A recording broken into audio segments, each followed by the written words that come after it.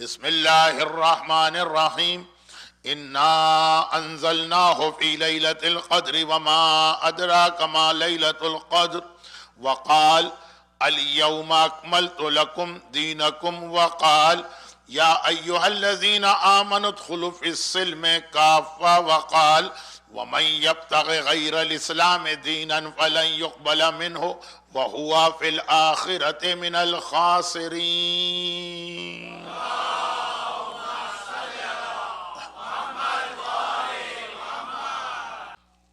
سب سے پہلی جس آیت کی تلاوت کی گئی ایک ایسا سورہ ہے جس کا آغاز شہزادی کونین سے ہوتا ہے اور اختتام امام زمانہ پر۔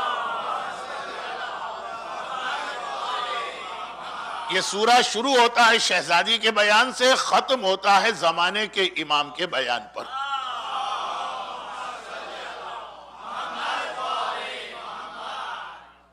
اور اس وقت اس کی صرف ایک آیت وَمَا أَدْرَاكَ مَا لَيْلَةُ الْقَدْرِ، بہت ہی مشہور حدیث ہے، آج کل بہت زیادہ پڑھی جا رہی، کہ جس میں صادق آل محمد امام جعفر صادق علیہ السلام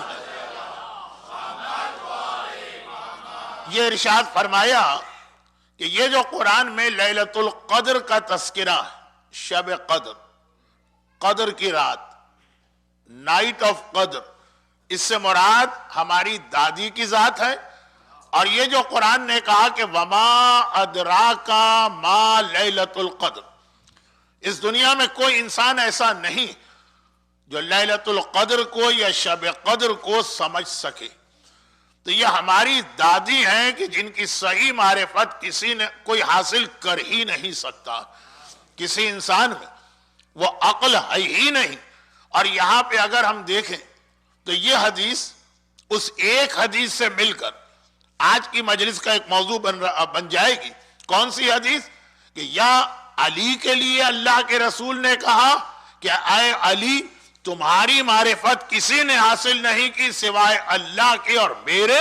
یا فاطمہ کے بارے میں امام معصوم نے کہا کہ فاطمہ کی ذات وہ ہے کہ معرفت دنیا کا کوئی انسان حاصل کر ہی نہیں سکتا۔ اور علی اور فاطمہ کی معرفت کے علاوہ بھی کئی ایسے پوائنٹس یا نقطے جن میں آپ کو ایک میچنگ نظر آئے گی۔ چنانچہ اس کے بعد قرآن کی جس دوسری آیت کی میں نے تلاوت کی، یہ اپنی جگہ ایک اتنا اہم میسیج و پیغام ہے کہ ہر آدمی زبان سے تو کہتا، عمل کے وقت بھول جاتے ہیں۔ سورہ مائدہ کی آیت کی تلاوت کی گئی، سورہ آل عمران کی آیت کی تلاوت کی گئی، الیوم اکملت لکم دینکم، اللہ نے اعلان کیا کہ یہ دین اسلام مکمل ہو گیا۔ اکملت لکم دینکم، اب یہ مکمل، اور اسی مکمل ہونے کا نتیجہ یہ کہ یا ایھا الذین آمنوا ادخلوا فی السلم کافہ، اے ایمان لانے والوں یہ مکمل دین۔ اب اس میں داخل ہونا تو پورے طریقے سے داخل ہونا، آدھا آدھا نہیں چلے گا، یہ 50-50۔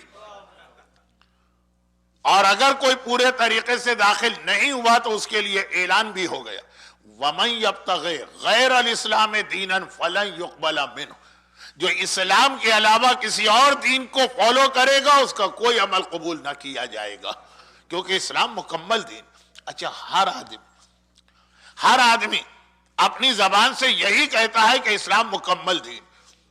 آدم سے لے کے عیسیٰ تک جتنے انبیاء دین لے کر آئے وہ اس زمانے کے اعتبار سے ٹھیک تھا، لیکن مکمل دین صرف اسلام ہے۔ تو اس کا مطلب کیا ہوا؟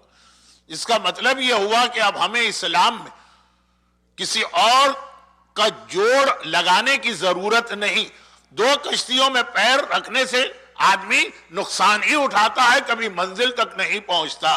جب اسلام مکمل دین ہے تو آپ کو نماز بھی اسی طرح پڑھنا ہے جس طرح سے اسلام بتا رہا، اور روزہ بھی اسی طرح سے رکھنا ہے جس طرح اسلام بتا رہا، اور حج بھی اس طرح سے کرنا ہے جس طرح سے اسلام بتا رہا، اور چیریٹی بھی اس طرح سے کرنا ہے جس طرح سے اسلام بتا رہا، نہیں شادی بھی اس طریقے سے کرنا ہے جس طرح سے اسلام بتا رہا، بچے کی برتھ ڈے پارٹی بھی اس طرح سے کرنا ہے جس طرح سے اسلام بتا رہا، کاروبار بھی اس طرح سے کرنا ہے جس طرح سے اسلام بتا رہا، کہیں جاب بھی اس طرح سے کرنا ہے جس طرح سے اسلام بتا رہا، حتیٰ یہ کہ کوئی تفریح یا انٹرٹینمنٹ میں جانا ہے تو وہاں بھی طریقہ وہی اختیار کرنا پڑے گا جو اسلام نے بتایا۔ نامکمل مذہب، انکمپلیٹ، وہاں تو یہ چلے گا کہ بھائی عبادت کا طریقہ ان سے لو، باقی چیزیں تو انہوں نے بتائی ہی نہیں ہیں، تو وہ اپنے تجربے، اپنے والدین، اپنا سماج، اپنا کلچر، وہاں سے چیزیں اختیار کرو۔ لیکن اسلام میں اس کی گنجائش نہیں۔ جس طرح سے ایک مومن مسجد کے اندر مصلی پر بیٹھ کر اللہ کی اطاعت کر رہا ہے، اسی طرح اسے اپنے دکان کے کیش رجسٹر پر بیٹھ کر بھی اسی طرح سے اللہ کی اطاعت کرنا ہے۔ بھائی اسلام میں کمی کیا کہ ہم کسی اور سے کوئی چیز قرضے پر لیں اور اس کو اسلام کے ساتھ ملائیں؟ ہمارے یہاں آج تک کتنی ہی شادی بیاہ کی رسومات ایسی جو ہندو کلچر کے نتیجے میں آئی ہیں اور اب تک ہم نے اس کو اختیار رکھا ہوا۔ حتیٰ میں یہاں تو اس سے پہلے بھی جب آیا تو ایک دن کے لیے، 2 دن کے لیے، تو مجھے آپ کا تو نہیں پتا، لیکن ہمارے یہاں پاکستان میں بلکہ ہندوستان میں بھی موت تک کی کتنی رسومات ایسی، غسل میت اسلام سے لیا، کفن اسلام سے لیا، نماز جنازہ اسلام سے لی، اور اس کے بعد مرنے کے حوالے سے کتنی ہی ایسی ہمارے یہاں رسمیں اور ٹریڈیشن جو چلے آ رہے ہیں ہندوؤں سے، اسی کو اختیار کیا گیا۔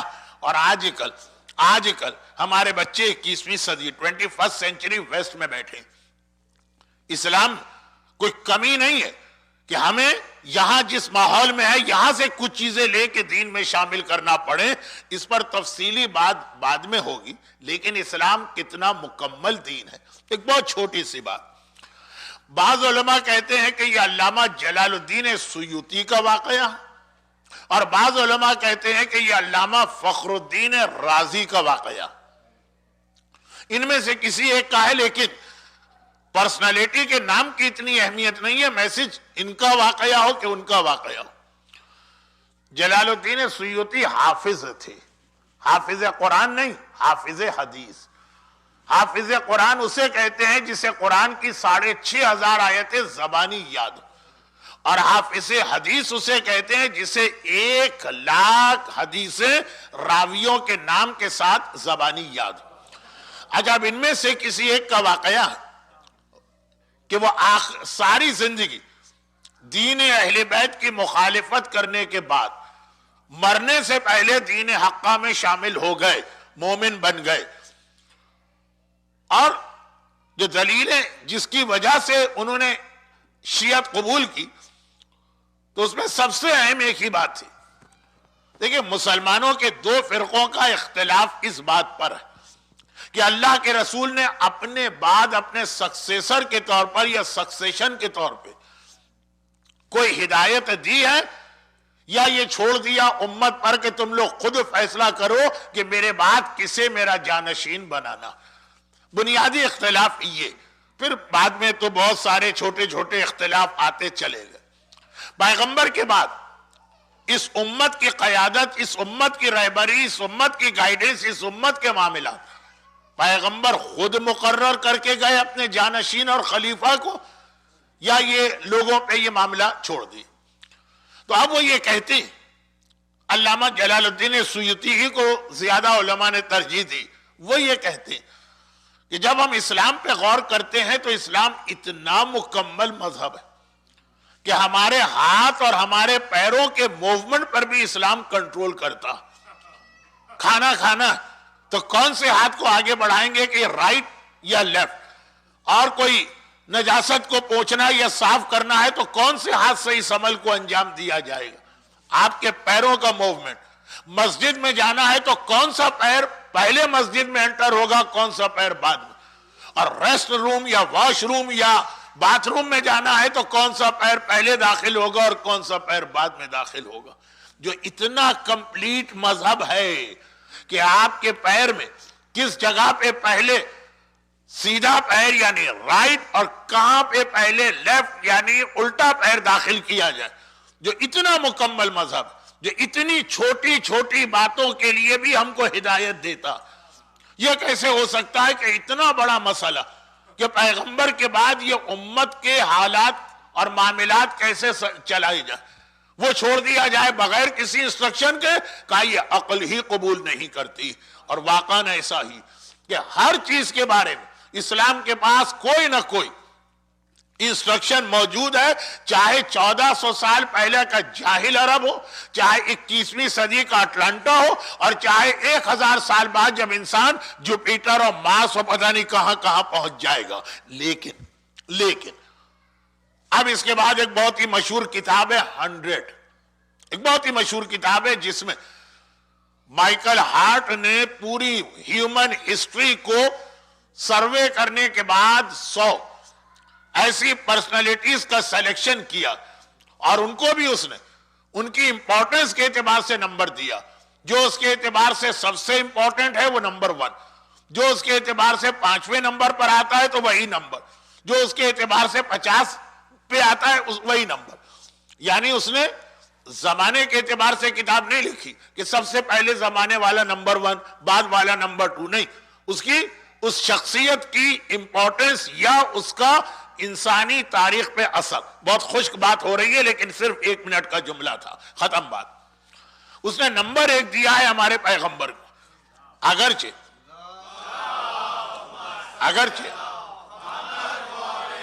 اگرچہ وہ مسلمان نہیں, موسیٰ اور عیسیٰ کا ماننے والا ہے, اور موسیٰ اور عیسیٰ کو کسی کو 5واں نمبر دیا, کسی کو 15واں نمبر. اب پیغمبر کو نمبر 1 جو اس نے لکھا کہ سب سے زیادہ انسان پر جس شخصیت کا اور پرسنالٹی کا اثر ہے ہیومن ہسٹری پر وہ یہ مسلمانوں کا رسول.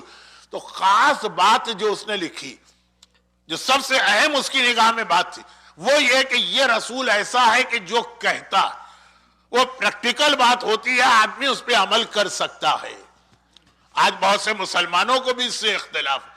مولانا کیا عورت ایسا حجاب کر سکتی ہے جیسا آپ لوگ مجلسوں میں پڑھتے ہیں؟ مولانا کیا اس طریقے سے بزنس کیا جا سکتا ہے جس طریقے سے آپ لوگ ممبر پہ پڑھا کرتے ہیں؟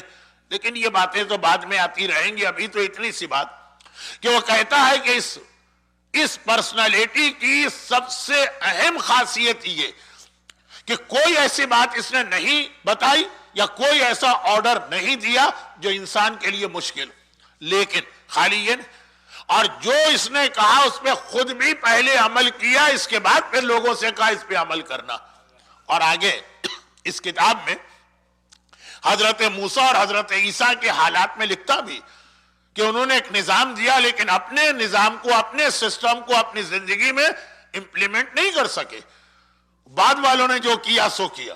یہ صرف اور صرف مسلمانوں کے پیغمبر کی خاصیت تھی کہ خود بھی پہلے عمل کیا اور اس کے بعد وہ نظام دیا جس پہ ہر انسان عمل کر سکتا.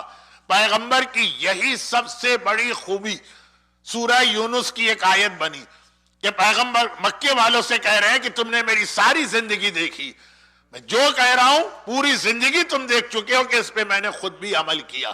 اب یہ بات بہت لمبی ہو رہی ہے, میں اس کو مختصر کرتا ہوں. مگر پیغمبر کی یہ سب سے بڑی خصوصیت اس کی نگاہ میں ایک جگہ پہ اس پہ ایک اعتراض آ سکتا, اور وہ اعتراض آئے گا ہماری عورتوں کی طرف سے. آپ کو پتا ہے کہ عورتیں ویسے ہی بہت بولتی ہیں, اور جو بہت زیادہ بولتا ہے تو پھر بہت سی بےتکی اور نانسنس باتیں بھی بولی جاتی. لیکن عورتیں جو آبجیکشن کر سکتی ہیں یہ ایسا اعتراض ہے جو مرد بھی کرتے رہتے ہیں. اور وہ کیا ہے؟ وہ جیسا ابھی میں نے ایک آدھ جملہ کہہ دیا کہ بھئی اگر ہم کوئی ایسا مسئلہ بتائیں جو آپ کے لیے بہت مشکل, تو آپ یہی تو کہیں گے نا کہ مولانا لوگوں کو کیا پتا, کتاب میں پڑھا اور بتا دیا. وہ گھر سے مسجد, مسجد سے گھر جاتے ہیں, انہیں کیا معلوم کہ پریکٹیکل لائف کے ریکوائرمنٹ اور تقاضے کیا ہوتے ہیں. وہ کبھی آ کے دکان پہ بیٹھیں تو ان کو پتا چلے کہ بزنس کیسے کیا جاتا. چنانچہ اکثر لوگ کہہ دیتے ہیں مولانا آپ کو کیا معلوم، آپ کو دنیا کی خبر ہی نہیں ہے، ملا کی دوڑ مسجد تک۔ چنانچہ اس حوالے سے بہت ساری باتیں اوروں کو چھوڑیں، آج تو خیر ایک ماحول بن گیا ہے مرجعیت کی مخالفت کا۔ ذرا سی بات پہ لوگ کہہ دیتے ہیں، جو بدتمیز لوگ ہیں وہ تو براہ راست ہی کہہ دیتے ہیں کہ مرجع کیا چیز۔ ایسا کوئی اسلام میں سسٹم نہیں ہے، یہ چند مولویوں نے اپنے کھانے کمانے کا ایک سسٹم قائم کیا اور پھر اس میں خمس کو بھی لا کے ملا دیتے ہیں۔ اب بتائیے کہ خمس ہمارا ٹاپک کیسے نہ بنے؟ شہزادی کونین کا ذکر ہو، ایک حجاب کی بات ضرور ہوگی، چاہے لوگوں کو پسند آئے چاہے ناپسند، اور ایک خمس کی بات ضرور ہوگی۔ لیکن آج نہیں، آج جو بیچارے آ گئے ہیں کچھ لوگ، ان پر کیوں زیادتی میں کروں، تو بہت ہی مختصر کہ ایک تو مرجعیت کے وہ لوگ مخالف ہیں جنہیں پتہ ہی نہیں کہ مرجعیت کیا ہے، وہ یہ سمجھتے ہیں کہ چند مولویوں نے اپنے کمانے کھانے کا ایک دھندا بنایا، ایک سسٹم، ان کو تو رکھیے ایک طرف، لیکن بہت سے ایسے لوگ ہیں جو جانتے ہیں اس مسئلے کی اہمیت کو، لیکن ان کے دلوں میں یہ خیال آتا کہ یہ ہمارے مراجع نجف کے یا قم کے ایک کمرے میں بیٹھنے والے، ان کو کیا معلوم کہ new York, Washington, Atlanta, London, Paris یا ٹوکیو یا ٹورنٹو میں کیا ہو رہا۔ چنانچہ وہ احترام کرنے کے باوجود یہ سمجھتے ہیں کہ یہاں کے لیے یا شریعت الگ ہونا چاہیے یا مرجع الگ ہونا چاہیے۔ یہ اکثر ایسا ہوتا، خاص طور پر خاص اٹلانٹا کی بات تو میں نہیں کر رہا ہوں، لیکن ویسے ویسٹ میں یہ چاند کا مسئلہ، یہ مون سائٹنگ ایک ایسا ہی مسئلہ بنا دیا گیا۔ بہرحال یہ ساری باتیں آج کی مجلس کا موضوع نہیں، اس کو رکھیے ایک طرف۔ لیکن انتہائی مخلص آدمی بھی، مجھے یاد ہے جب میں نے شروع میں جو حج کیے تھے بڑے ٹف حج ہوتے تھے، آج تو حج بہت آسان بن گیا۔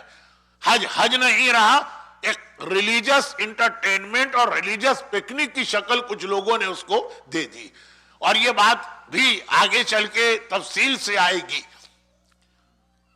لیکن فی الحال یہ کہ آج سے 40 سال پہلے کا حج کتنا مشکل تھا، نہ مکے میں پانی ملتا تھا حج کے قریب، نہ روٹی ملتی تھی۔ پاکستان گورنمنٹ حج سے ایک ہفتے پہلے ہر حاجی کو آٹا منگوا کے پاکستان سے دیتے تھے کہ اپنے گھر میں خود روٹی پکاؤ۔ مکہ شہر میں نہ آٹا ہوتا تھا نہ روٹی، یہی مسئلہ پانی کا۔ ایک ہفتے بغیر پانی کے بیٹھے ہوئے اور حج کر رہے ہیں، جہاں ہر موقع پر طہارت چاہیے۔ تو خلاصہ یہ کہ اس میں کوئی مسئلہ بتا دی، اور وہ حاجی مولانا آپ کو کیا پتا کیسے اس مسئلے پہ عمل کرے؟ ہم نے کہا ہمارا نہیں ہے، یہ آغا خوئی کا مسئلہ ہے، اس وقت ان کی تقلید۔ اس نے کہا آغا خوئی کو کیا پتا، نجف کے اپنے کمرے میں بیٹھے ہیں یا عرفات مینا میں آ کے دھکے کھائیں تو ان کو پتا چلے کہ حج کسے کہتے ہیں۔ اب وہ آدمی کی نیت خراب نہیں تھی، فرسٹریشن اتنا ہوتا کہ کبھی کہا مولوی کو نہیں پتا، کبھی کہا ریسیڈنس عالم کو نہیں معلوم، کبھی کہا کہ مجتہد کو نہیں پتا، کبھی کہا مرجع کو نہیں معلوم۔ یہی سلسلہ غصے کے عالم میں، فرسٹریشن کے عالم میں آگے بڑھے گا، اور آگے بڑھے گا تو اس طرح آگے بڑھے گا کہ ہماری عورتیں، عورت سے ہم نے کہا کہ یہ اسلام عورت کی یہ ڈیوٹیز بتاتا ہے، آپ کو یہ کرنا۔ مثلا اب جو بات میں جو اگزامپل دے رہا ہوں یہ پوری اسلامی نہیں، یہ تھوڑا بہت ہمارے کلچر کی بھی، اور اکثر علماء یہ مثال دیتے ہیں، آپ نے مثال تو سنی ہوگی کہ مثلا کسی وجہ سے ذرا سی تاخیر ہو گئی نماز پڑھنے میں، اب نماز کا وقت جا رہا، اور دوسری جانب اسی وقت بچہ جو ہے وہ رو رہا ہے اور پریشان کر رہا، اور تیسری جانب اس تیسرے جملے کے لیے میں نے کہا کہ یہ آپ کے لیے اگزامپل نہیں، تیسری جانب معلوم ہوا کہ شوہر کے آفس سے گھر آنے کا وقت آ گیا، اس کو گرم گرم روٹی چاہیے۔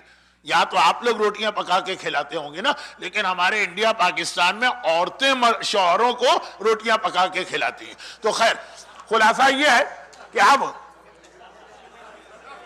ابھی 3 دن پہلے میں کسی مومن کے گھر میں گیا تھا، تو پاکستان ٹی وی کا کوئی پروگرام چل رہا تھا جس کے اندر یہی مسئلہ ڈسکس ہو رہا تھا کہ صرف اس بات پر، اب یہ پہلے بہت کامن تھا لیکن میں کہہ رہا ہوں کہ اس 25 اپریل 2013 کو بھی یہ واقعہ پیش آئے۔ 32 روپے 8 آنے مہر دے کے شوہر نے بیوی کو اس بات پہ گھر سے نکال دیا کہ جب وہ آفس سے آیا تو روٹی گرم نہیں تھی، ٹھنڈی ہو چکی تھی. تو اب یہ آج کے دور کی بھی یہ بات، ابھی کی بات کر رہا ہوں. تو خلاصہ یہ کہ ایک طرف نماز قضا ہو رہی ہے، ایک طرف بچے کو سنبھالنا ہے، ایک طرف گھر والوں کو دیکھنا، ان کے کھانے کا انتظام کرنا. اور ہم نے کہا کہ بھئی نماز بہت اہم ہے، آپ کو ہر صورت میں نماز پڑھنا، یہ ساری ذمہ داری ادا کرنا.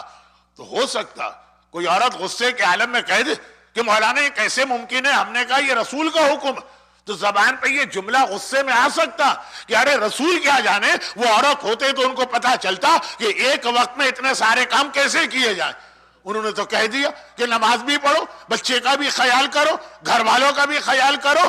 اب دیکھیے یہ خالی ایک چھوٹی سی مذاق والی اگزامپل نہیں، عورتوں کی زندگی میں بار بار ایسے مسئلے پیش آتے ہیں کہ جواب ملے گا کہ رسول کا کیا، وہ تو کہہ کے چلے گئے.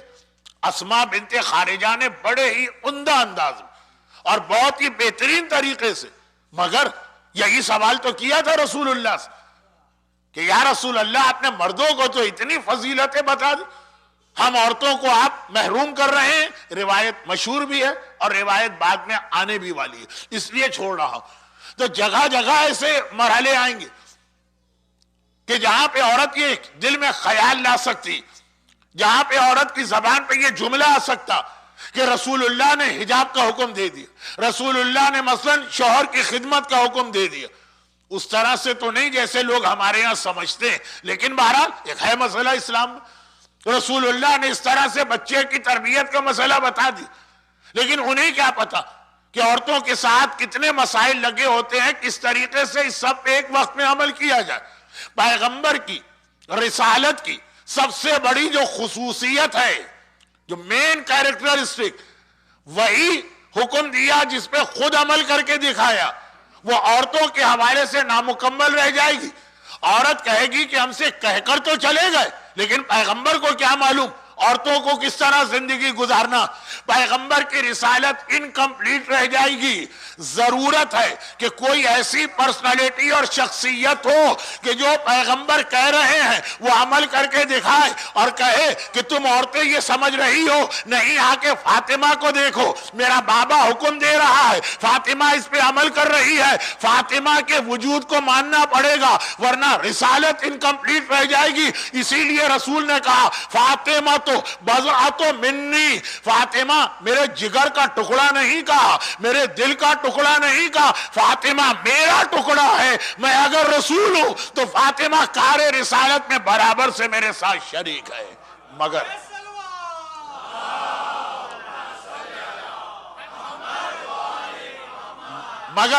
جو میں نے شروع میں ایک وعدہ کیا تھا اس سے اس جملے کو ملا کے مکمل کروں.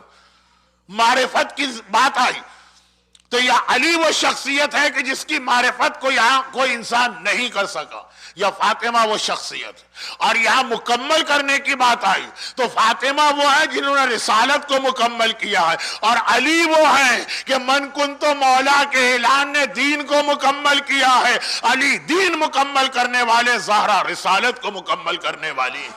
اور خالی یہی نہیں، سلسلے کو ذرا سا آگے بڑھائیے، ذرا سا آگے بڑھائیے.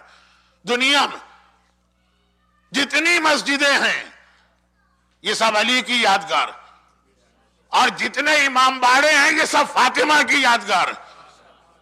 دنیا کی مسجدیں کہاں سے بنی؟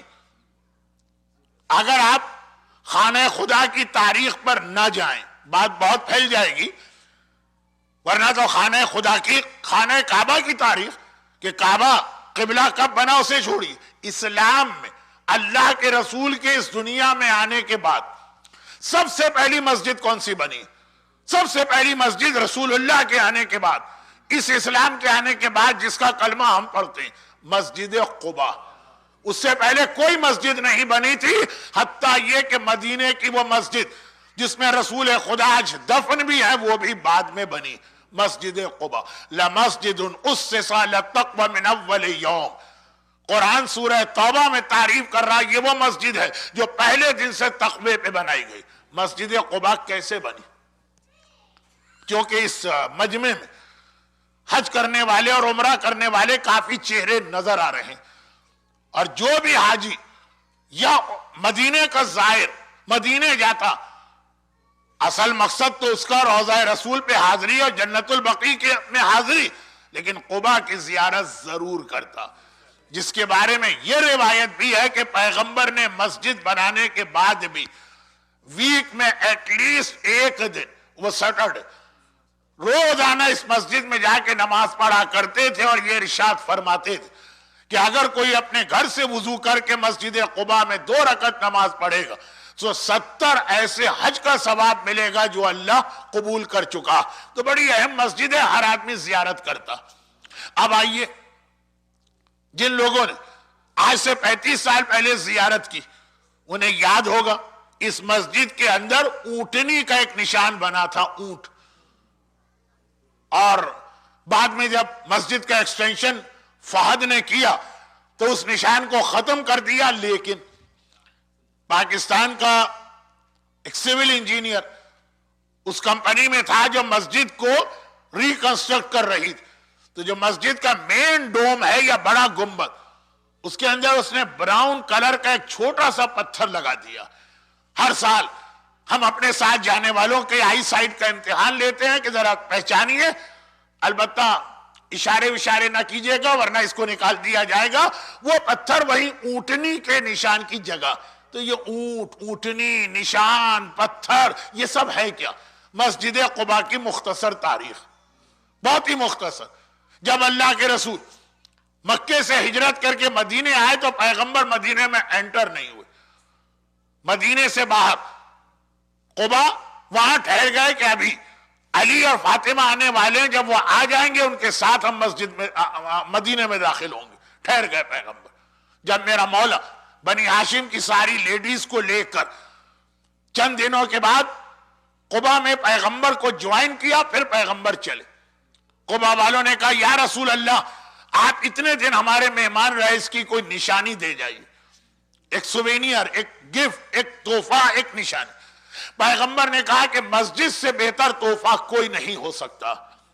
اور ایک اور روایت کو ہم ذہن میں لے کے آئیں تو جب بھی انسان کسی بھی شہر میں رہنے کے لیے جائے 3 چیزیں بہت ضروری، مسجد نہیں ہے تو بنائے، قبرستان، اور قبرستان میں وہ سارے چیزیں شامل ہو گئی جو قبرستان سے ریلیٹڈ ہے، یعنی میت کا غسل خانہ اور کفن، اور تیسرا عالم۔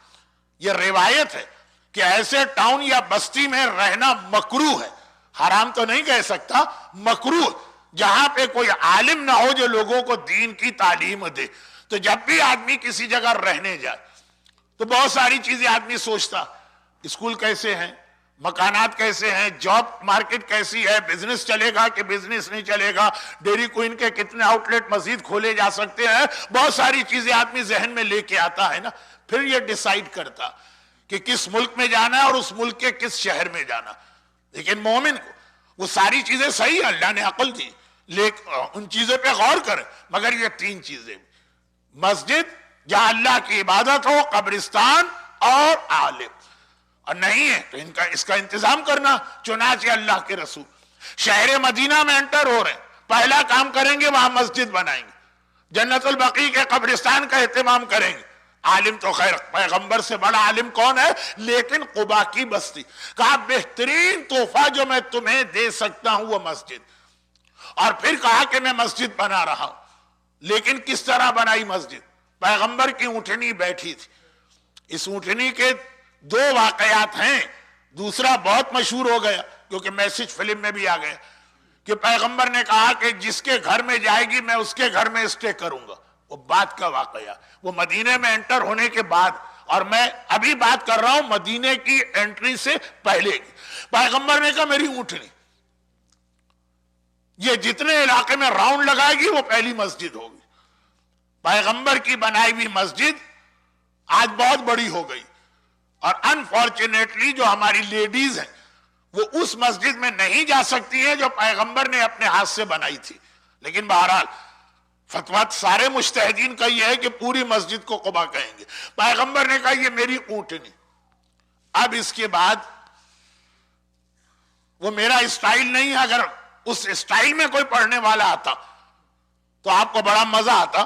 پیغمبر نے کسی صاحب کو بلا کے کہا کہ یہ اونٹنی بیٹھی ہے اس کو چلاؤ، جتنا یہ راؤنڈ لگائے گی وہ مسجد ہوگی۔ وہ سر سے پیر زور لگا کے تھک گئے، اونٹنی اپنی جگہ سے ہلی تک نہیں۔ پیغمبر نے کہا اچھا پھر کوئی اور صاحب، دوسرے صاحب کو بلایا گیا، لیکن میرا وہ انداز ہی نہیں، جو ایک اونٹنی نہیں چلا پا رہے ہیں۔ بھائی پیام اعظمی صاحب کا وہ بہت ہی مشہور کلام تو آپ نے سنا ہے نا، خیبر کی لڑائی کے حوالے سے جو اکثر ان کا کلام پڑھا جاتا کہ روز آنا واپسی پہ یہ جھگڑا ہوتا تھا کہ کون پہلے بھاگا ہے، بھاگے دونوں ہیں، کون پہلے؟ لوگ کہتے تھے لیڈر کہتا تھا آرمی، لشکر، یہ میرا ساتھ چھوڑ کے گیا، اور آخر میں یہ فیصلہ ہوتا تھا نہ یہ نہ وہ بلکہ گھوڑا پہلے بھاگا۔ تو وہ جو آخر میں ان کا کلام ہے نا کہ جس سے گھوڑا نہ سنبھل سکا وہ اسلام کو کیا سنبھالے گا؟ مسجد قباء، پیغمبر نے کہا میری اونٹنی وہ اپنی جگہ سے کھڑی تک نہیں ہوئی، اور آخر میں اچھا پیغمبر چانس سب کو دیتے ہیں تاکہ بعد میں کوئی کمپلین یا شکایت نہ کرے۔ اچھا اتنی پیغمبر احتیاط کرتے ہیں، پھر بھی لوگوں نے پیغمبر پہ الزام لگا دیا کہ ہر جگہ اپنے داماد کو آگے بڑھا رہے ہیں، ہم کو چانس ہی نہیں دے رہے۔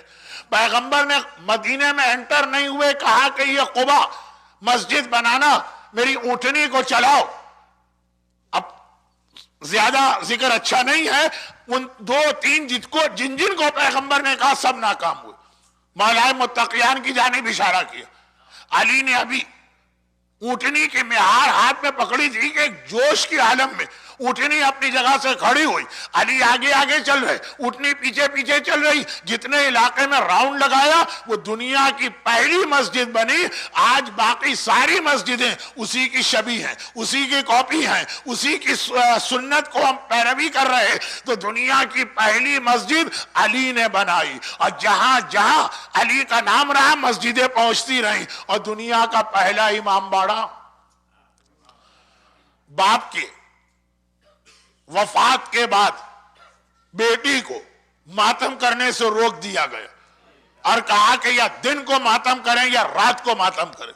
شہزادی سارا دن مدینے کے باہر کھجور کے ایک درخت کے نیچے جا کے ماتم کرتی۔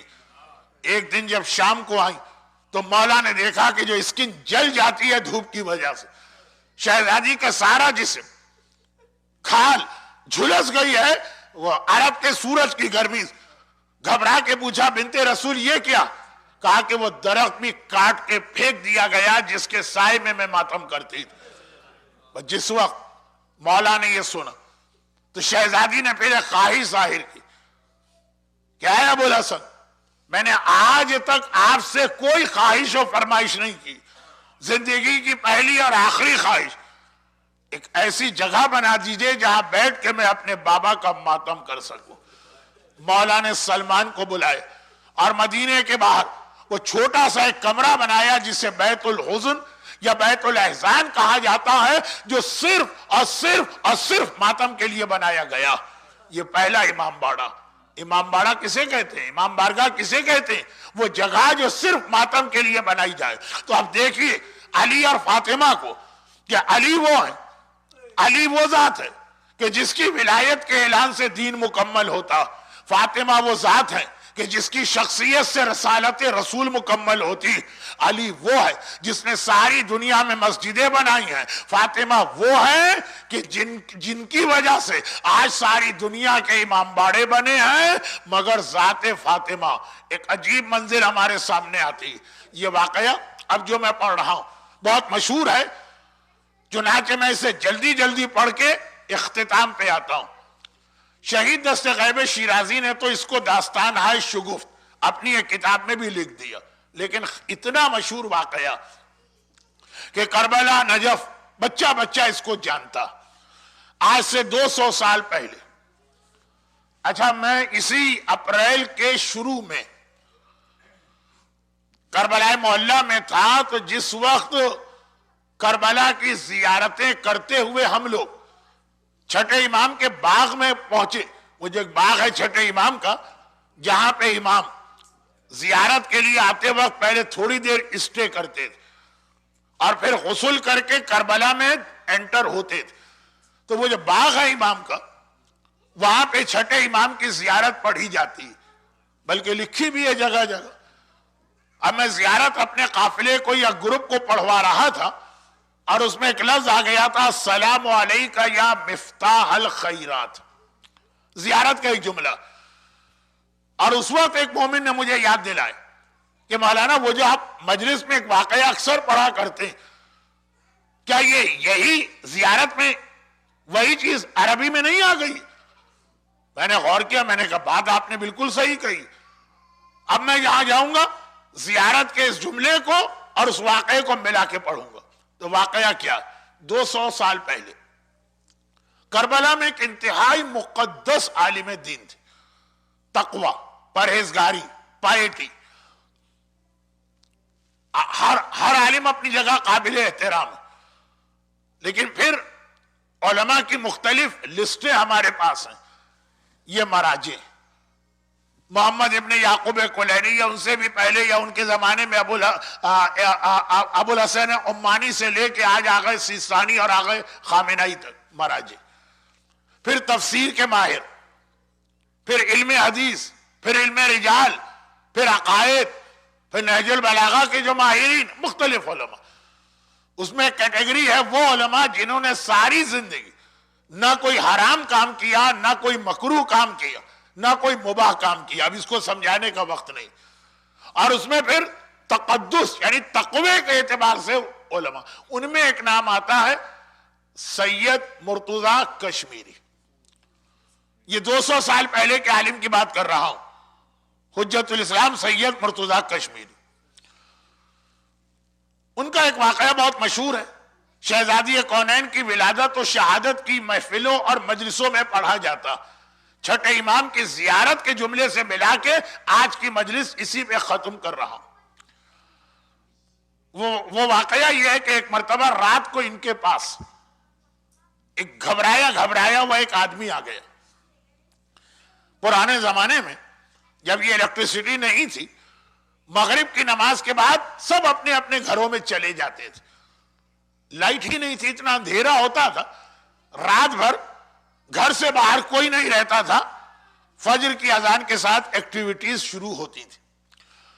تو اب رات کے 10 ساڑھے 10 بجے ایک آدمی آیا اور آنے کے بعد کہنے لگا، اب میں اگلا جملہ کہوں گا آپ کو واقعہ یاد آ جائے گا اور اس کے بعد پھر اس کا نتیجہ مجھے آپ تک پہنچانا۔ گھبرایا ہوا آدمی آیا، کہنے لگا کہ حضرت موسیٰ کی ماں کا نام تو بتائیے۔ اب وہ چونکے، رات کے 10:30 بجے حضرت موسیٰ کی ماں کے نام سے، آخر کیا ایسی ضرورت پیش آ گئی کہ ایسے وقت میں آ کے یہ نام پوچھ رہے؟ کہا کہ نہیں، واقعاً اتنی ہی اہم پریشانی ہے کہ اسی وقت یہ نام مجھے معلوم کرنا۔ انہوں نے کہا مجھے نہیں معلوم، کتاب میں حضرت موسیٰ کی ماں کے 23 الگ الگ نام لکھے اور اس کے بعد لکھا ہے کہ اس کے علاوہ بھی کچھ اور نام نقل کیے گئے۔ تو کہا مجھے نہیں معلوم کہ حضرت موسیٰ کی ماں کا نام کیا، مگر بتا تو صحیح تجھے آخر اس نام کی ضرورت کیا پڑی؟ اس نے کہا کہ ابھی میں اپنے بچوں اور بیوی کے ساتھ سفر پہ گیا تھا، ابھی واپس آیا ہوں۔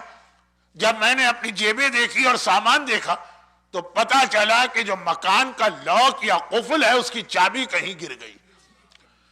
اب پہلے زمانے کے لوگ تو الگ سے لگا کرتے تھے، اس کی ایک چابی بھی ہوتی تھی، جیسے آج کل بھی سوٹ کیس وغیرہ میں لگائے جاتے ہیں۔ تو کہا وہ کہیں چابی گر گئی، کنجی کہیے، چابی کہیے، کی کہیے، جو بھی کہیے۔ پاکستان میں چابی زیادہ کہتے ہیں، ہندوستان میں کنجی زیادہ کہتے ہیں، یہاں پہ کی زیادہ کہتے ہوں گے۔ تو خیر خلاصہ یہ ہے کہ چابی گر گئی۔ اب سید مرتضیٰ کشمیری چکر آ گئے، کہا تیرے گھر کا جو لاک ہے اس کی چابی گر گئی اور تو حضرت موسیٰ کی ماں کا نام پوچھ رہا ہے، ان دو چیزوں میں ربط کیا؟ کہا کہ نہیں، آپ کو نہیں معلوم، بہت ساری چیزیں ایسی ہیں کہ مجتہدین کو نہیں معلوم ہوتی، عوام کو معلوم ہوتی۔ آپ کو نہیں معلوم حضرت موسیٰ کی ماں کا نام جس لاک پر پڑھا جائے وہ خود بخود کھل جاتا ہے۔ تو پھر تو یہ چوروں کے کام کا مسئلہ ہوا نا، ہمارے کام کا کیا؟ کہنے لگا کہ میری چابی گر گئی ہے، مجھے اپنا گھر کھولنا، بیوی سڑک پر بیٹھی ہے، بچے سڑک پہ بیٹھے۔ اچھا واقعاً ان کو نہیں معلوم تھا کہ عوام میں ایسی بات مشہور ہے۔ کہا اچھا موسیٰ کی ماں کے نام میں اتنی طاقت لوگ سمجھتے، چلو میرے ساتھ۔ یہ کہہ کہ اس کے ساتھ چلے۔ کہاں ہے تیرا گھر؟ اس نے کہا یہ۔ پرانے زمانے کا کربلا کتنا بڑا تھا، دونوں حرم کے درمیان، بڑے آقا کا حرم، چھوٹے آقا کا حرم۔ یہاں پہ حج اور عمرہ کرنے والوں سے زیادہ زیارت کرنے والوں کے چہرے مجھے نظر آ رہے ہیں۔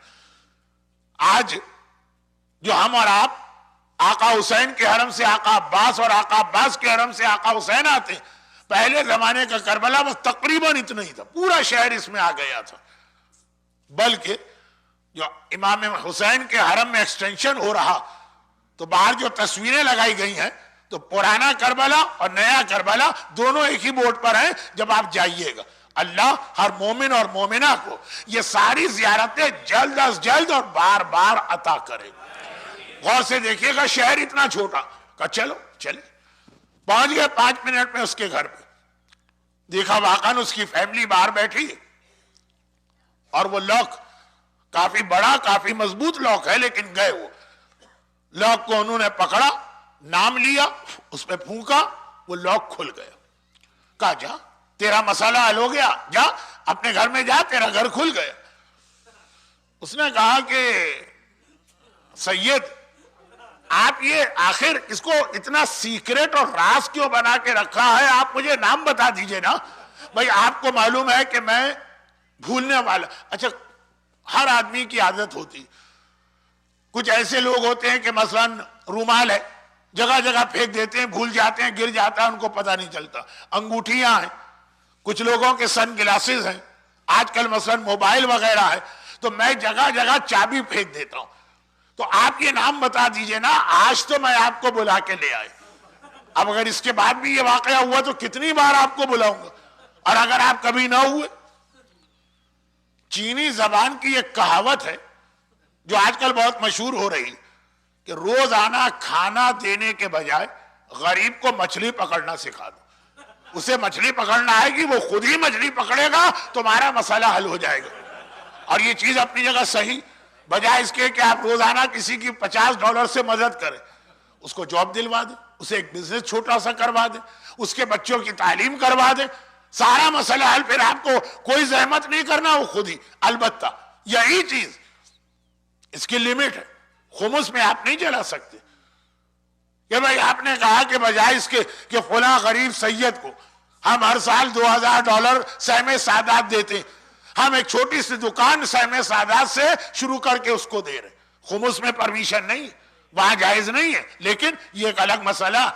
چنانچہ فی الحال اس کو تو میں روکتا ہوں۔ تو اس نے یہی کہا کہ بجائے اس کے کہ بار بار آپ میرے پاس آئیں، یہ نام بتا دیجیے۔ سید مرتضی کشمیری نے کہا جو نام مجھے خود نہیں معلوم وہ میں تجھے کیسے بتاؤں؟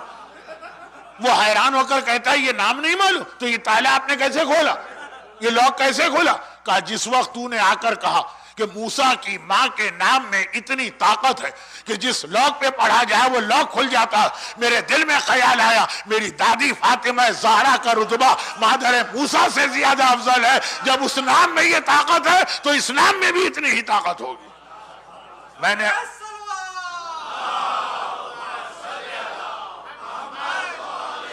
نے اپنی دادی فاطمہ زہرا کا نام اس لاک پہ پڑھا ہے جس سے لاک کھل گیا۔ دنیا کا عام تالا فاطمہ کے نام کے بغیر نہیں کھل سکتا، تو جنت کا تالا بھی نہیں کھلے گا جب تک کہ نام فاطمہ لینا مومن نہ سیکھے گا۔ اور یہیں پر وہ ایک حدیث آ رہی، یہیں پہ ایک حدیث آ رہی ہے جس پہ بات ختم ہو رہی ہے۔ میں نے کہا واقعہ تو بہت مشہور، یہ آپ کا ایمان تھا کہ آپ نے 100 دفعہ سنے ہوئے واقعے کو بھی اس طرح سنا جیسے نیا ہو، لیکن کس کو نہیں معلوم۔ لیکن اس کا نتیجہ یہ کئی حدیثوں کو جمع کر کے ایک لائن میں نتیجہ دے کے مصائب پر آتا ہوں۔ شہزادی کونین کی ولادت کے مناسبت سے یہ 8 تقریریں ہوئی، لیکن جیسے مولانا محترم کو معلوم ہے کہ امام حسین کی ولادت کا جشن پڑھنا مشکل ہو جاتا. مصائب اور خوشی اس طرح سے ملی ہوئی ہیں کہ غم کا بیان بھی آتا ہے ولادت میں اور خوشی کا بھی. وہی شہزادی کونین کے حوالے سے 8 میں سے کچھ مجلسوں میں خالی خوشحالی کے انداز سے پڑھی جائے گی اور کچھ بہرحال مصائب کے ساتھ. تو ایک آخری جملہ، پہلے آپ اس کا الٹا جملہ سمجھ لیجئے. کئی معصومین کی حدیث ہے لیکن سب سے اہم حوالہ 11ویں امام کا. سب سے اہم حوالہ کیوں؟ سب سے اہم کیوں ہے یہ ریفرنس؟ اس لیے کہ 11ویں امام کو امام تو ہر ایک مانتا ہے. جو علی کو امام مانتا ہے وہ 11ویں کو بھی مانتا ہے. حدیثیں بہت کم لوگوں کو یاد ہے. تو ایک حدیث یہی یاد کر لیجیے. فرماتے ہیں کہ دنیا کی ساری خرابیاں، برائیاں، گناہ ایک کمرے میں بند کر دیے گئے ہیں اور اس کے اوپر ایک تالا لگا دیا گیا، اور شراب اس کی چابی. یعنی شراب اگر کوئی پیے گا تو خالی شراب نہیں پی رہا، وہ گویا وہ کمرہ یا روم یا ویئر ہاؤس کھول رہا جس کے اندر سارے گناہ بند ہیں. ایک بار شراب شروع کرو، دنیا کا ہر گناہ تمہاری زندگی کے اندر آ جائے گا. سارے گناہ ایک کمرے میں. وہ جو گریک مائتھولوجی میں ہے پینڈوراز باکس، خیر وہ ایک طرف رکھی. یہ تو صرف میں نے اس لیے بتایا کہ ماحول کا بڑا اثر ہوتا. خالی دوسروں کو شراب پیتے اگر بچے دیکھتے رہیں تو ایک وقت آئے گا کہ وہ شراب کی وہ خرابی، وہ نجاست، وہ خباثت وہ ذہن سے نکل جائے گی. شراب ایک عام سی چیز لگنے لگے گی. اور خدا نہ کرے کہ ان بچوں کے بچے پھر وہ اتنے عادی ہوں گے کہ اسی طرح شراب پئیں گے جیسے ہم اور آپ پانی پیتے ہیں. تو خیر شراب نیگیٹو ایگزامپل. اصل حدیث، دنیا کی ساری خوبیاں، سارے خیر، ساری اچھائیاں، ساری بھلائیاں اللہ نے کمرے میں بند کر دی اور اس کے اوپر ایک لاک لگا دیا ہے، اور نام فاطمہ اس لاک کی چابی ہے. نام فاطمہ لے لو، دنیا کے سارے خیر، ساری بھلائیاں، ساری تمنائیں، ساری مرادیں پوری ہوتی چلی جائیں گی. السلام علیک یا مفتاح الخیرات، جو چھٹے امام کے لیے جملہ ہے، آپ پہ ہمارا سلام، آپ ساری خوبیوں کی چابی ہیں. تو نام فاطمہ، صحت آپ کو ملے، روزی آپ کو ملے، سکون آپ کو ملے، اچھی اولاد آپ کو ملے. دنیا اور آخرت کی کوئی تمنا ذہن میں لے کے آئیے، نام فاطمہ سے ہر ایک مسئلہ حل ہوتا ہے. تو جس طرح علی، جو آج کی مجلس کا عنوان چل رہا تھا علی اور فاطمہ، علی اور فاطمہ، جس طرح سے علی ساری کائنات کا مشکل کشا ہے. کائنات میں کسی کو کوئی مشکل پیش آئے، حتی انبیاء تک کو، اللہ کا رسول بھی پریشان ہوا تو نادے علی مزار العجائب پڑھ رہا. علی ہر ایک کی مشکل کشائی کرتا ہے. اسی طرح فاطمہ بھی اس کا نام ہے کہ آپ کی ہر پریشانی، آپ کی ہر مصیبت، آپ کا ہر مسئلہ حل ہوگا. بلکہ زمانے کے امام کا ایک فقرہ ہے کہ اگر کوئی اس طرح سے میری دادی کا نام لے میں اس کی ہر پریشانی دور کروں گا. وہ واقعہ میں کل پڑھوں گا، آج اتنا وقت نہیں ہے. بلکہ جو جملہ ابھی میں نے کہا اس کو پورا کرنے کے لیے، بلکہ میں نے جملہ کیا کہا؟ علی ہر ایک کا مشکل کشا، فاطمہ بھی ہر ایک کی مشکل کشا نہیں، بلکہ علی ہر ایک کا مشکل کشا ہے، فاطمہ علی کی بھی مشکل کشا. تاریخ میں ایک جملہ 2 بار آپ کو نظر آئے گا. دوسری مرتبہ ہر ایک کو معلوم ہے، وہ سیکنڈ ٹائم تھا. اس سے پہلے یہ جملہ مولا نے کہا تھا. کیا جملہ؟ الان انکسر ظہری، اس وقت میری کمر ٹوٹ گئی. عباس کا آخری سلام سن کے آقا حسین نے یہ جملہ کہا ہے نا، وہ بعد میں. اس سے پہلے یہ جملہ مولائے متقیان امام علی نے اس وقت کہا جب رات کا اندھیرا تھا، فاطمہ کو دفن کیا تھا، فاطمہ کی قبر تیار کی تھی. قبر فاطمہ پہ کھڑے ہو کر اپنی کمر پکڑ کے مشکل کشا عالم یہ کہہ رہا، مشکل کشا وہ یہ کہہ رہا ہے کہ اے رسول کی بیٹی آج علی کی کمر ٹوٹ گئی. دنیا کی ہر زبان میں کمر ٹوٹنے کا مطلب، یہ محاورے کا، یہ کہاوت کا مطلب یہ ہے کہ علی ہر ایک کو پناہ دینے والا اور مشکلات میں ساتھ دینے والا. فاطمہ علی کے لیے اسی انداز سے مشکل کشائی کر رہی. चुनाचे मेरा मौला न सिर्फ ये कि कब्र सैयदा पे ये फरियाद कर रहा कि आप इस दुनिया से क्या गई, अली की कमर टूट गई, बल्कि इस जुमले के हवाले से हमें यह भी याद आ गया कि अभी तक मैंने आज की मजलिस में बड़े अली और शहजादी फातिमा के हालात पढ़े, एक छोटा अली भी है, अली इब्नुल हुसैन, उसके हालात भी आप देखेगा। फातिमा की जात दोनों अली को मिला रही। अब वक्त तो नहीं है ज्यादा तफसील में जाने का, लेकिन सिर्फ एक जुमला काफी। इमाम मासूम ने यह फरमाया, जब से दुनिया बनी है अल बुक्काउन, रोने वाले सिर्फ 5 गुजरे, इनसे ज्यादा किसी ने आज तक मातम नहीं किया। चौथे नंबर पे कहा मेरी जद्दा फातिमा, 5वें नंबर पे कहा मेरा दादा सज्जाद। अल्फाज मेरे हैं, ये तो 5 में चौथा और 5वां, और उनमें भी पूरे 5 में ये 2 सबसे ज्यादा। मगर जरा एक अंदाज से सोची, चौथे इमाम का मातम हर एक को मालूम है ना कितना रोए। जितना चौथा इमाम 35 साल में रोया, उतना शहजादी फातिमा 95 दिन में रोई। जो 35 साल का चौथे इमाम का मातम है, उतना मातम फातिमा ने इस 95 डेज में कर लिया। फातिमा और सज्जाद, सज्जाद यानी छोटा अली, वो बड़ा अली है, दादा अली है, पोता अली, एक मंजिल पे और दोनों मिल गए और बात खत्म। आपने जवानी में बूढ़ा होते लोगों को कम देखा हो, मगर 2 ये ऐसी शख्सियतें हैं जो जवानी में बूढ़ी हुई।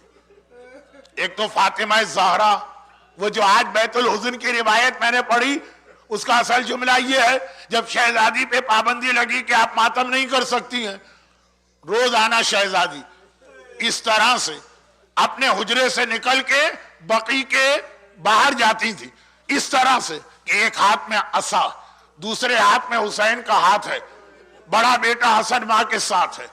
ये लोग मदीने के बाहर जाकर, जन्नतुल बकी के भी बाहर जाकर खजूर के दरख्त के नीचे बैठ जाते हैं, सारा दिन मातम होता। आपने जिंदगी में सैकड़ों मजलिसें सुनी, ऐसी मजलिस कभी नहीं देखी होगी कि मजलिस पढ़ने वाली मासूमा है, सुनने वाले 2 हैं, दोनों मासूम। मासूमा मजलिस पढ़ रही है, मासूम मजलिस सुन रहे हैं। और क्या पढ़ रही है मजलिस, और तो मुझे नहीं मालूम, अपना लिखा हुआ नोहा जरूर पढ़ती होंगी। सुब्बत अलैया मसाइबुल अन्ना, सुब्बत अलैया में सिरना लिया लिया। और शाम को इसी हालत में वापस आती है कि एक हाथ में असा, एक हाथ में हुसैन का हाथ है। मैंने एक बार हिस्टोरियन से पूछा, ये तूने क्या लिख दिया? रोजाना सुबह को असा लेके फातिमा जाती हैं, शाम को असा लेके आती हैं। ये असा, ये तो बुढ़ापे की निशानी होती है। फातिमा की उम्र क्या थी कि फातिमा के हाथ में असा आ गया? 80 साल, 70 साल। तो मालूम है क्या जवाब मिलेगा? सिर्फ 18 साल। 18 साल में फातिमा इतनी बूढ़ी हो गई, बगैर असा के चल नहीं सकती हैं। या तो जवानी में बूढ़ा होते हमने फातिमा को देखा, और या चल के मोहम्मद हनफिया से पूछ लीजिए। मोहम्मद हनफिया चचा है सज्जाद का। काफिला शाम से वापस आया, मोहम्मद हनफिया काफिले में गए, अपने जवान भतीजे को जाके पुरसा तो दूं। काफिले में दाखिल हुए, चारों तरफ ढूंढा, 24 साल का कोई जवान नजर नहीं आ रहा है। चारों तरफ देखा, कोई नजर, एक बहुत ही बूढ़ा आदमी, सर के बाल सफेद, दाढ़ी के बाल सफेद, कमर झुकी हुई है। करीब गए और कहा कि है मर्दे बुजुर्ग, मैं आपको जहमत न देता, भाई इतना बता दीजिए मेरा भतीजा सज्जाद कहाँ है? वो नजर नहीं आ रहा। अरे वो बूढ़ा آدمی کہتا ہے انا علی ابن الحسین، اے چچا میں ہی تو آپ کا بھتیجا سجاد ہوں، بس بے اختیار ایک سوال محمد حنفیہ نے کیا، اسی پہ بات ختم۔ اگر کوئی فاطمہ سے پوچھے شہزادی آپ جوانی میں بوڑھی کیسے ہوئی، تو فاطمہ تو شاید الگ الگ جواب دیں، شاید کہیں میرے جلے ہوئے گھر کو دیکھو، شاید کہیں میرے پہلو پہ کوڑا پڑا تھا، شاید کہیں میری پسلیاں ٹوٹی تھی، شاید کہیں میرا محسن مارا گیا، لیکن سجاد سے پوچھا گیا آپ جوانی میں بوڑھے کیسے ہوئے، ایک ہی جملہ کہا الشام الشام الشام۔ آئے وہ بازاروں اور درباروں کے مناظر، وہی رات کی تاریکی میں جس فاطمہ کا جنازہ اٹھا اس کی وارث و بیٹی زینب دن کی روشنی میں بلوے عام میں جا رہی، سجاد جوانی میں بوڑھے ہو گئے۔ اجرکم اللہ، پروردگارہ یہ نام فاطمہ جو کائنات کا نظام چلا رہی ہے، پروردگارہ یہ ذات فاطمہ جس کا وسیلہ دینے سے ہر ایک کی پریشانی دور ہوتی ہے، آج کی اس مجلس محفل، آج ذکر فاطمہ کے حوالے سے جو مومنین یہاں جمع ہیں اور یقیناً کچھ مومنات بھی آئی ہوں گی، ان کو، ان کے گھروں کو، ان کے گھر والوں کو، ان کی روزی کے ذرائع کو، ان کی اولادوں کو بے حق فاطمہ اور اولاد فاطمہ دنیا آخرت کی ہر پریشانی سے محفوظ فرما۔